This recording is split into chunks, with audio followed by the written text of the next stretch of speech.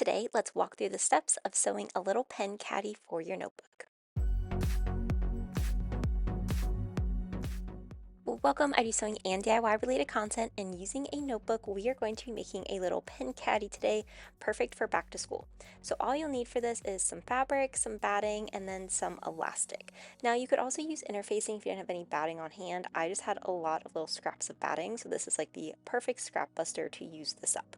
So first thing, you are going to want to cut out two rectangles that are 9 by 4 inches, and then a third rectangle that is 7 by 4 inches. So I have two that are the same and one that's a little shorter. Then I'm also going to be cutting out a piece of batting that is 9 by 4 inches as well. You only need one piece. If you're using interfacing here, you can apply that interfacing to one piece of your fabric. Then for our elastic, we are going to be cutting this out using a notebook that you have on hand. So for this, you're just going to want to wrap your elastic around your notebook, and then you can use the rectangle that you cut out to kind of gauge. You want there to be a little bit of tail hanging off. I did mine a little bit too big, but that's essentially how you're going to figure out the size of the elastic that you need. Now for the shorter rectangle, we're going to be folding the top over by around 3/8 of an inch, and then I'm going to be repeating that a second time so that I have a nice rolled hem, and then I'm just going to be taking a straight seam directly across. So this is going to be removing any of those raw edges that I had on that little bit of the fabric so that the pocket for our caddy has a really clean and neat look. So now I'm just taking a straight stitch directly across. I'm using around a 1/4 inch seam allowance here. So here's what that looks like. So now it is time for us to start building out our caddy. So I have that piece of the rectangle with the batting attached, and then with the wrong side of the pocket, I'm matching out the right side of the other rectangle, and then I'm just going to pin up 3 of those 4 sides. So the pocket itself will stay open, and I'll be sewing the side, the bottom, and then the other side for the pocket. Now for this, you can use a basting stitch or you can use a regular stitch. It's really up to you. At each of those corners, be sure to pivot though, and then I'm doing this as a very narrow seam allowance just so that I make sure that I don't see it when it comes time to actually building all of this out for the full caddy, but you could also do a basting stitch and then take this out later down the road. Now it's time to add our elastic. So basically it's going to be going into the center at the top and the bottom, but I'm going to fold this in half so I create like a little crease for where the exact center is, and then be matching the raw edge of that elastic to the raw edge of my fabric at the bottom, and then repeating this for the top. So matching the raw edge of the elastic at the top with the raw edge of the fabric. And then you see that the elastic kind of all bunches into the middle. That's what you're looking for.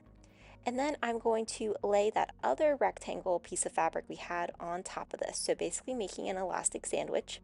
And I'm just going to pin all the way up around this rectangle.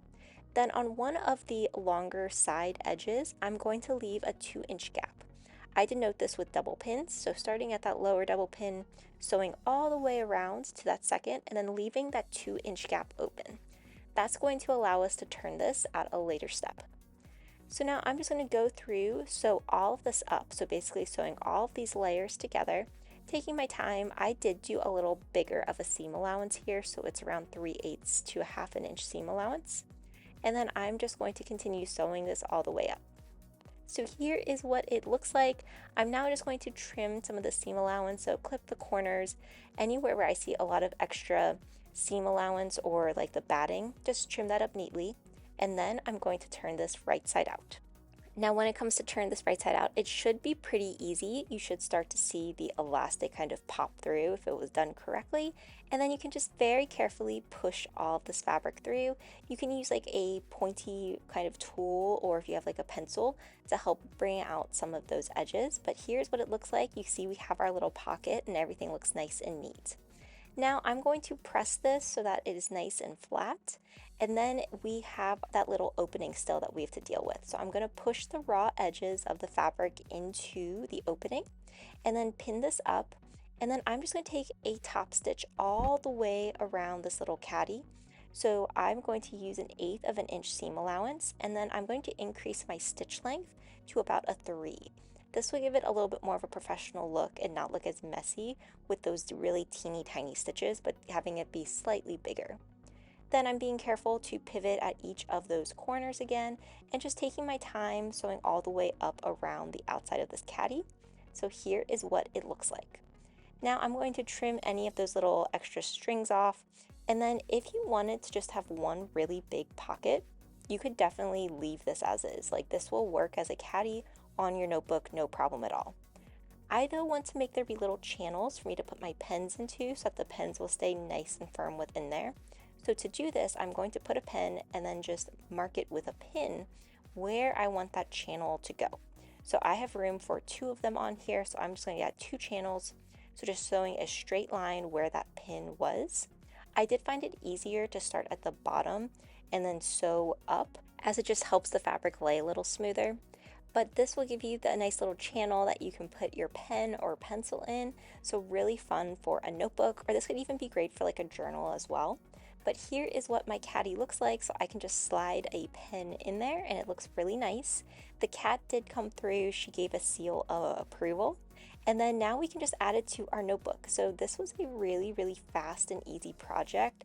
I absolutely love how quickly these come together. Now, depending on the type of notebook you use, you can always change the sizing for the elastic, but overall it holds a pen very nicely. If you enjoyed this video, be sure to like, comment, and subscribe, and let me know what you want to see next. Thanks for watching.